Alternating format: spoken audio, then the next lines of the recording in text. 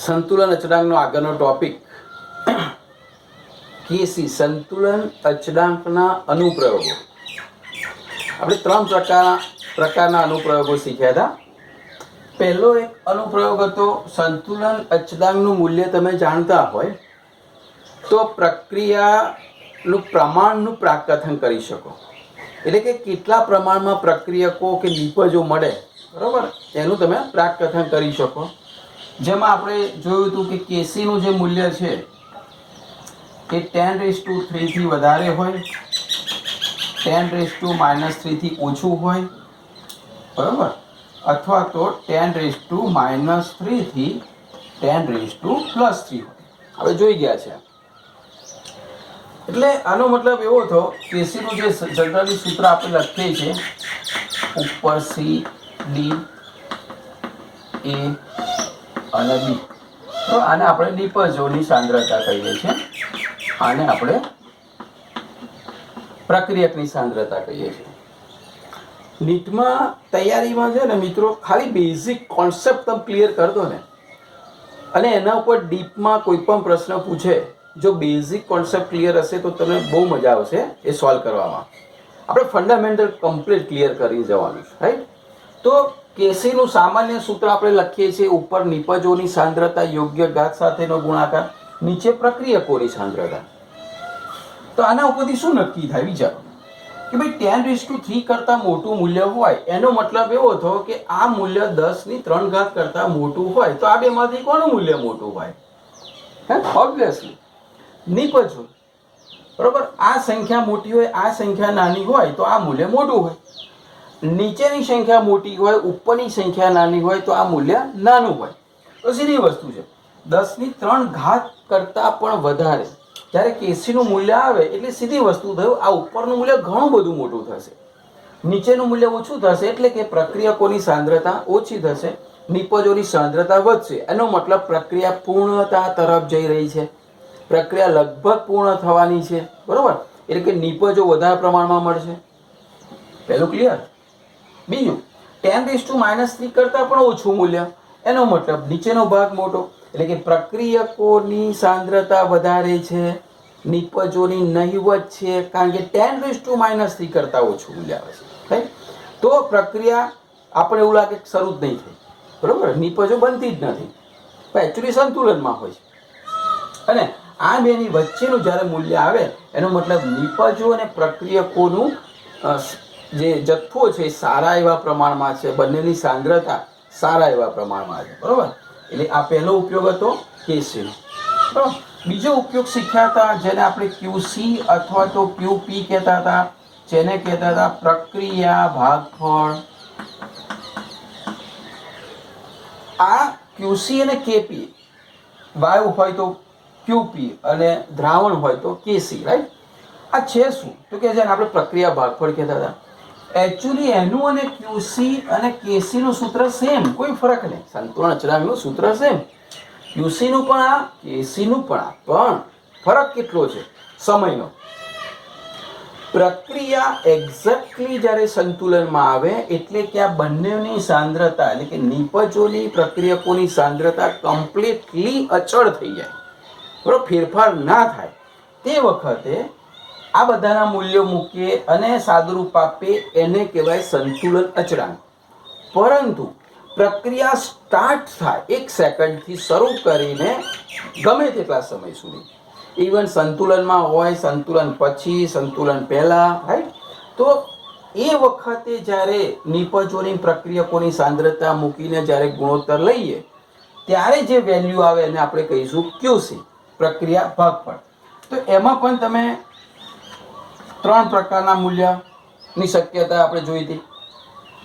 પહેલાં તો એવું છે કે ક્યુસી કરતાં કેસી મોટા, પછી કેસી જેટલા, અને કેસી કરતાં ક્યુસી મોટા, બરોબર. બહુ સિમ્પલ છે. આ સૂત્ર ઉપરથી તમને ખબર પડશે કે ક્યુસી કરતાં કેસી મોટા. હવે જનરલી પ્રક્રિયા કઈ દિશામાં જતી હોય તો કે સંતુલન સ્થપાવવાની દિશા. કોઈ પણ પ્રક્રિયા એ ડાબેથી શરૂ કરવામાં આવે કે જમણી બાજુથી શરૂ કરવામાં આવે, રાઈટ. એટલે નિપજોથી શરૂ કરવામાં આવે કે પ્રક્રિયકોથી, પ્રક્રિયાનું લક્ષ્ય ક્યાં હોય? સંતુલન તરફ જવાનું. ઓકે. અહીંયા ક્યુસી લેસ દેન કેસી છે, એટલે કે કેસી કરતાં ક્યુસી જ્યારે નાનો હોય ત્યારે એવું સમજવાનું કે પ્રક્રિયા જે છે સંતુલન તરફ જઈ રહી છે.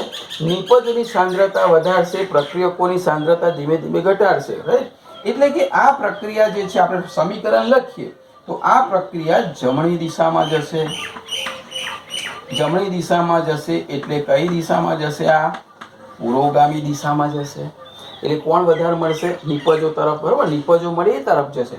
એટલે જ્યારે ક્યુસીનું મૂલ્ય કેસી કરતાં નાનું હોય ત્યારે હંમેશા પ્રક્રિયા જમણી તરફ જશે અને પુરોગામી દિશા આપણે એને કહીએ છીએ. રાઈટ? જો કેસીનું મૂલ્ય ક્યુસી જેટલું જ આવે એનો મતલબ કે પ્રક્રિયા સંતુલનમાં છે, કારણ કે બંનેનું મૂલ્ય સેમ આવે છે. તો એનો મતલબ એવું થયું કે કેસી જેટલું જ્યારે મૂલ્ય ક્યુસીનું આવે ત્યારે પ્રક્રિયા સંતુલનમાં છે. પણ ક્યુસીનું મૂલ્ય કેસી કરતાં વધારે હોય એનો મતલબ સંતુલન પછી, એટલે કે નિપજથી શરૂ થતી પ્રક્રિયાઓ. તો આની દિશા કઈ બાજુ હશે? ડાબી બાજુ. એટલે કે એનો મતલબ આ પુરોગામી પ્રક્રિયા તો પેલી પ્રતિગામી પ્રક્રિયા હશે. બરોબર, એની દિશા ડાબી બાજુ હશે. ક્લિયર? આ ત્રણ ખાસ એટલા માટે મારે આમાં એની થોડી જરૂર પડશે. બરોબર, એટલે આ ક્યુસી ખાસ કે પ્રક્રિયા ભાગફળ સ્વાધ્યાયમાંનો દાખલો, ઉદાહરણમાં દાખલો છે, તમે ગમશો એટલે ક્લિયર થઈ જશે. નીટમાં એવું પૂછી શકે, બહુ સિમ્પલ, ક્યુસીના મૂલ્ય આપેલા હોય. હવે ક્યુસીના મૂલ્ય આપેલા હશે એવું તમને કહેશે નહીં કે આ ક્યુસીના મૂલ્ય છે. તમને જ્યારે આમાંથી કોઈની સાંદ્રતા આપેલી હોય કોઈ પણ રાસાયણિક પ્રક્રિયાની અને સામે કેસીનું મૂલ્ય આપેલું હોય અને તમને પ્રાકકથન પૂછતા હોય તે વખતે તમે ઓપ્શનમાંથી આ ગણતરી પ્રમાણે કહી શકશો. તમારે એના મૂલ્ય મૂકી દેશો, એ જે જવાબ આવશે ક્યુસીનો હશે અને તમને જે કેસી આપેલો હશે એની સાથે કમ્પેરિઝન કરજો. કમ્પેરિઝન કરશો અને આ મોટી સંખ્યા આવે તો સમજવાનું પુરોગામી દિશા, સરખી આવે સમજવાનું સંતુલન છે, અને કેસી કરતાં તમે જે મૂલ્ય ગણો છો નાનું આવે તો સમજવાનું પ્રક્રિયા ડાબી બાજુ, એટલે કે પ્રતિગામી પ્રક્રિયા છે. બરાબર, આ છે ક્યુસી ક્યુબી. ત્રીજો એક હતો સાંદ્રતાના દાખલા. બરાબર, એ તો બહુ સિમ્પલ છે. આપણે કેપીકેસીના સૂત્ર શીખ્યા, એમાં સાંદ્રતા આપેલી હોય, સાંદ્રતા મૂકીને કેલ્ક્યુલેશન કરવાનું, બહુ સિમ્પલ છે. એટલે એમાં આપણે ત્યાં સમય બગાડતા નથી. તો આ ત્રણ જે છે એ મેઇન ઉપયોગો કોના છે? કેસીના. કે સંતુલન અચળાંક ઉપરથી તમે આ ત્રણ રીતે એનો ઉપયોગ કરી શકો છો. બરાબર. અચ્છા, આપણે હવે જે વાત કરીએ છીએ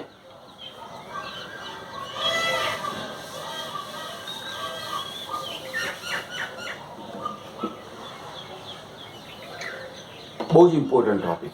બરાબર, કારણ કે આ એપ્લિકેશન છે અને એપ્લિકેશનના પ્રશ્નો વધારે પૂછાતા હોય થિયરી બેઝ કરતાં. કારણ કે આમાં તમને ખબર નથી કયું સમીકરણ આપેલું હોય, કેવા પ્રકારનું હોય, બેઠે બેઠું હોતું નથી. બરાબર, કોઈ પણ સમીકરણ આપેલું હોય, એ સમીકરણ જેનો સંતુલન અચળાંક હોય એટલે કે એમાં બંધ પાત્રમાં થતી હોય, પ્રતિવર્તી પ્રક્રિયાઓ હોય અને સંતુલન સ્થપાતું હોય, એટલે આ બધા પરિબળો ક્યાંક ને ક્યાંક એની પર અસર કરે છે. તો એ કોણે જણાવ્યું? લ સેટેલિયરનો સિદ્ધાંત, જેને આપણે ઓળખીએ છીએ. લ સેટેલિયર એવું કહ્યું કે જ્યારે પણ પ્રક્રિયા સંતુલનમાં છે, એટલે કે સંતુલન સ્થપાયેલું છે, સાંદ્રતા અચળ છે, એનો સંતુલન અચળાંક હશે કોઈ, રાઈટ, એમાં તમે દખલ કરો છો. હા, દખલ કોઈને ગમે નહીં. તો જ્યારે કોઈ સ્થાયી હોય વસ્તુ અને તમે જ્યારે એને અસ્થાયી બનાવવા પ્રયત્ન કરો છો તો એ જ દિશામાં જશે જે એની સ્થાયીતા પ્રાપ્ત કરે. બરાબર, એ અસ્થાયીમાં નહીં બની જાય. એ ભલે અસ્થાયી ટેમ્પરરી બને છે પણ પછી એની દિશા કઈ હશે? સ્થાયીતા પ્રાપ્ત કરવા માટે. તો લ સેટેલિયરનો સિદ્ધાંત ક્યાંક આવો જ છે. એવું કહે છે કે તમે સંતુલન અચળાંક પર અસર કરવા જાઓ છો. બરાબર, એટલે એનો મતલબ પ્રક્રિયકો અને નિપજોના કોઈ પણ પરિબળ ઉપર અસર કરવા જાઓ છો તો સંતુલન અચળાંક એ જાળવી રાખશે. એટલે સંતુલન અચળાંકનું મૂલ્ય એ બદલવા દેશે નહીં. બરાબર, સિવાય કે તાપમાનની અસર એક એવી આપણે જોઈશું જેમાં સંતુલન અચળાંકનું મૂલ્ય બદલાય, બાકી બદલાતું નથી. આપણે ઉદાહરણની મદદથી જોઈ લઈએ.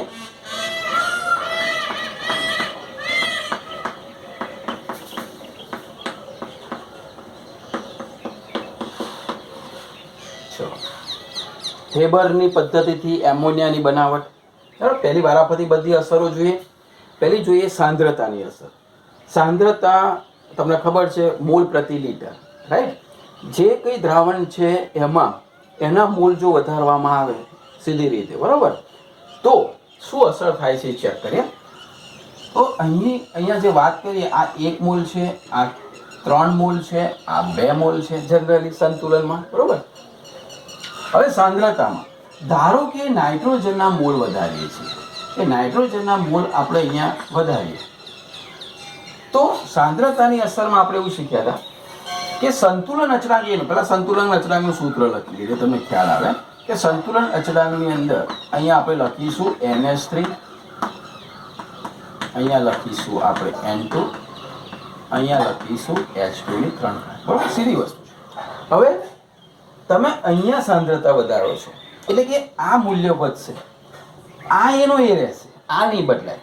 તો જેવું તમે આ મૂલ્ય વધાર્યું, બહુ સીધી વસ્તુ છે, આ એનું એ ક્યારે રહેશે, આનું મૂલ્ય વધશે ત્યારે, બરાબર. તો આનું મૂલ્ય જેવું આનું વધારશો એટલે આનું મૂલ્ય વધશે, એટલે પછી બંનેનું સાદરૂપ આપશું તો KC એનો એ રહે. એ આપણે QCની મદદથી સમજીએ. ચલો, QCનું સૂત્ર પણ સેમ અમે શીખ્યા એ પ્રમાણે. હા, QCમાં શું કહે છે જો કે પ્રક્રિયા કઈ દિશામાં જાય. અચ્છા, તમે આનું મૂલ્ય વધારો છો, હવે KC નથી, આપણે QC છે, કારણ કે સાંદ્રતાનો ચેન્જ થયો. આનું મૂલ્ય વધ્યું એનો મતલબ એવો થયો કે જે પહેલાંનું મૂલ્ય હતું ને, જે KC હતો, એના પછી જ્યારે આનું મૂલ્ય વધાર્યું એટલે નીચેનું મૂલ્ય વધ્યું. સમજો, નીચેનું મૂલ્ય વધે એટલે KCનું જે મૂલ્ય હતું એ કેવું થાય, બરાબર. KCના મૂલ્ય જે હતું એના કરતાં QCનું મૂલ્ય ઓછું થવાનું, બરાબર. સીધો ભાગાકારનો નિયમ છે. છેદની સંખ્યાનું મૂલ્ય વધ્યું, બરાબર, છેદનું મૂલ્ય વધે તો આ જે જવાબ છે ગુણોત્તરનો એ કેવો આવે, ઓછો આવે. ઉપરનું મૂલ્ય વધે તો જવાબ વધારે આવે. તો અહીંયા તમે મૂલ્ય વધારો છો એટલે જે પ્રોપર KC પહેલાં હતો એના કરતાં હવે મૂલ્ય ઘટ્યું.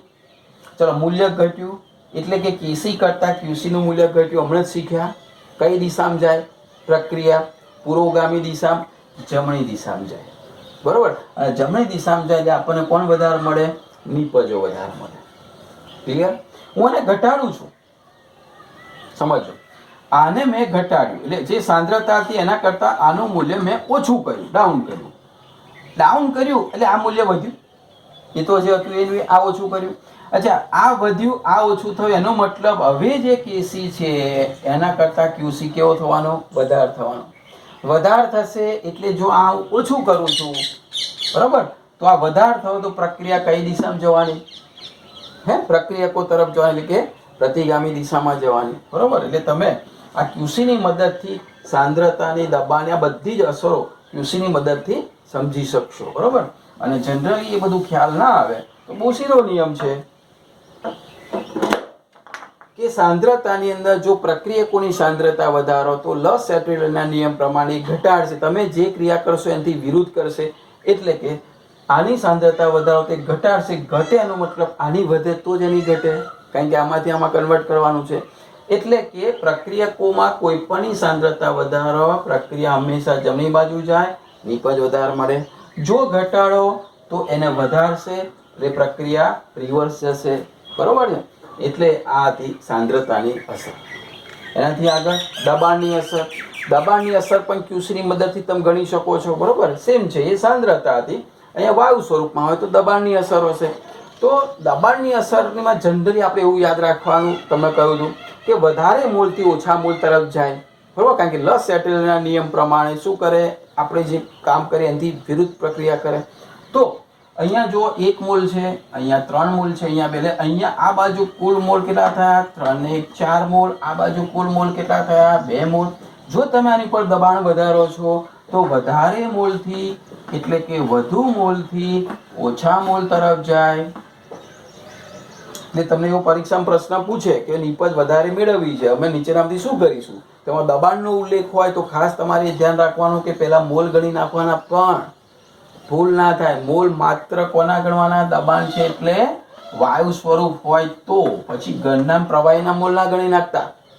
હા, વાયુ સ્વરૂપ હોય તો જ દબાણની અસર થાય, ઘન પ્રવાહી પર અસર થતી નથી.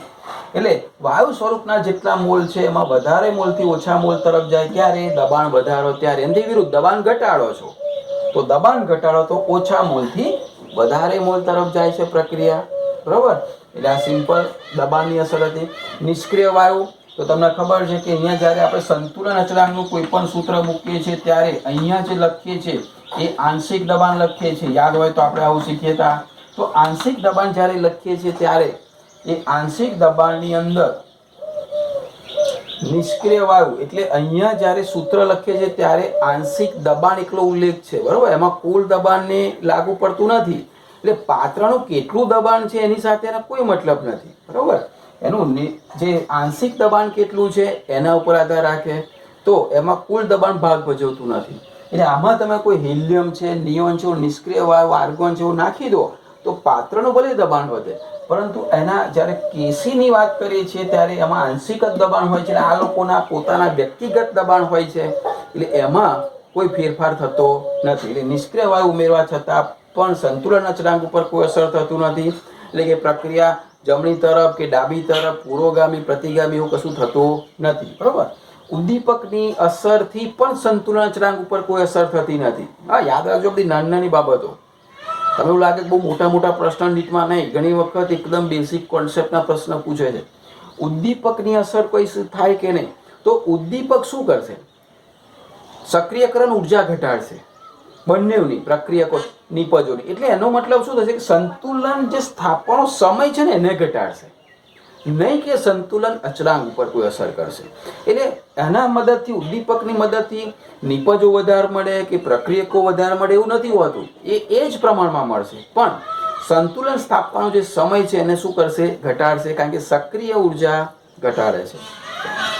હવે ઇમ્પોર્ટન્ટ જે વસ્તુ છે એ તાપમાન છે, બરોબર. અને આ જે છે બહુ ઇમ્પોર્ટન્ટ. જેમ કે આ ઉપરની પ્રક્રિયા છે એની એન્થાલ્પી નેગેટિવ છે. એનો મતલબ તમને ખબર હશે કે એન્થાલ્પી નું મૂલ્ય, કુલ એન્થાલ્પી નું મૂલ્ય સમગ્ર પ્રક્રિયાનું જ્યારે માઇનસ હોય ત્યારે પ્રક્રિયા ઉષ્મા ક્ષેપક હોય, એટલે કે ઉષ્મા ઉત્પન્ન કરે. એટલે આ છે ઉષ્મા ક્ષેપક અને આ છે ઉષ્મા શોષક. બધામાં સૌથી ઇમ્પોર્ટન્ટ તાપમાન, કારણ કે તાપમાન સંતુલન અચળાંક બદલે છે. વોન હોફ સમીકરણ કદાચ તમે શીખ્યા હોય તો એ વોન હોફ સમીકરણ ઉપરથી નક્કી થાય છે કે સંતુલન અચળાંક ઉપર શું અસર તાપમાનની થાય. અહીંયા સંતુલન અચળાંકનું આખું મૂલ્ય બદલાય છે, બરોબર. મૂલ્ય બદલાય એટલે બહુ સીધી વસ્તુ થઈ, ક્યાં તો વધે ક્યાં તો ઘટે, બે જ ઓપ્શન, બરોબર. તો અહીંયા તાપમાનની અસરની અંદર મૂલ્ય વધે ને ઘટે કોના ઉપર આધાર રાખે? તો કે જે તે પ્રક્રિયાના પ્રકાર ઉપર. એટલે કે ઉષ્મા ક્ષેપક અને ઉષ્મા શોષક બેમાંથી કઈ પ્રક્રિયા છે એના ઉપર આધાર રાખે.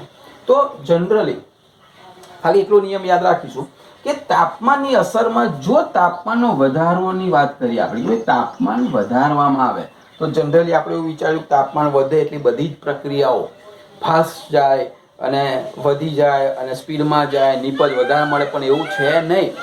તાપમાનનો વધારો ક્યાં ફાયદાકારક છે, બરાબર, એ મેઇન વસ્તુ છે. તાપમાનનો વધારો જે છે એ ઉષ્માક્ષેપક માટે ફાયદામાં નથી. કેમ? કારણ કે પ્રક્રિયા સંતુલન પછી આપણને ઉષ્મા આપે છે, બરાબર, ઉષ્મા ઉત્પન્ન કરે છે. તમે તાપમાન એને આપો છો એટલે ઉષ્મા એને આપો છો, તાપમાન વધારો છો તો એને નહીં ગમે, તો એ શું કરશે? રિવર્સ જશે પ્રક્રિયા. ઉષ્મા શોષક છે એને ઉષ્મા જોઈએ છે, તમે એને આપો છો તો ડબલ ફોર્સમાં કામ કરશે, બરોબર. એટલે તાપમાનનો વધારો ઉષ્માક્ષેપક માટે ફાયદાકારક નથી, કારણ કે અહીંયા સંતુલન અચળાંકનું મૂલ્ય ઘટે એટલે નિપજ ઓછી મળે, પ્રક્રિયકો વધારે મળે, બરોબર. અને ઉષ્મા શોષક પ્રક્રિયા હોય એમાં કેનું મૂલ્ય વધે, સંતુલન અચળાંકનું મૂલ્ય વધે, એટલે કે નિપજો ઉપરનું મૂલ્ય વધે, નીચેનું ઘટે, એટલે એમાં ફાયદાકારક છે. એટલે બે વસ્તુ યાદ રાખીશું આપણે. એક બાજુનું યાદ રાખો, બીજું યાદ રહી જશે. એટલે તાપમાનનો વધારો જો ઉષ્માક્ષેપક પ્રક્રિયા હોય, બરાબર, તો કેનું મૂલ્ય ઘટે, કેનું મૂલ્ય ઘટે એટલે નિપજો ઓછી મળે, એટલે કે ફાયદાકારક નથી. એનાથી બિલકુલ વિરુદ્ધ, જો તાપમાનનો વધારો ઉષ્મા શોષક પ્રક્રિયા માટે હોય તો કેનું મૂલ્ય વધે, નિપજોનું મૂલ્ય વધે, પ્રક્રિયા પુરોગામી દિશામાં જાય, બરાબર, એટલે કે ફાયદાકારક. આટલું યાદ રાખશો એ તમને તાપમાનના વધારામાં ક્લિયર થઈ જશે, બરાબર. તમે ચોપડામાં લખાયેલા છે, થોડાક ઉદાહરણ ફરી એક વખત જોઈ લેજો, એકદમ ક્લિયર થઈ જાય. બરાબર, બધાને એક એક બે ઉદાહરણ લેજો. અને આ પ્રશ્ન પણ ઘણી વખત પૂછાય છે. આ હતી સંતુલનને અસર કરતા પરિબળો. અત્યારે હું તમને બુક રિલેટેડ લઈ જઉં છું, એટલે કે બહુ સિમ્પલ કોન્સેપ્ટ પહેલાં ક્લિયર કરીએ, પછી જે નીટ લેવલના પ્રશ્નો જે ખરેખર છે, જે તમને મૂંઝવણ કરે છે કે આમાં શું કરવાનું, તો બધા ટ્રાય કરીશું આપણે કે આખું એક રિવિઝન થઈ જાય. પછી નીટ લેવલના જેટલા પ્રશ્નો છે એ અમુક પ્રશ્નો લઈને આપણે એનું સોલ્યુશન કરીશું, એટલે તમને થોડોક કોન્સેપ્ટ વધારે ક્લિયર થાય કે ભાઈ ના, આવો પ્રશ્ન હોય તો આવી રીતે વિચારાય, આટલી ડીપમાં વિચારાય, એને આ બધા પોઈન્ટ ભેગા કરીને વિચારાય. બરાબર, એટલે આપણે આ ચેપ્ટરનું એક વખત ફાસ્ટ રિવિઝન થઈ જાય. બરાબર, NCERT બુક પ્રમાણે આપણે બાહ્ય વધારાનું આપણે નથી કરતા, NCERT કમ્પ્લીટ કરી દઈએ, પછી એના ઉપરના આપણે પ્રશ્ન જોઈએ. ઓકે.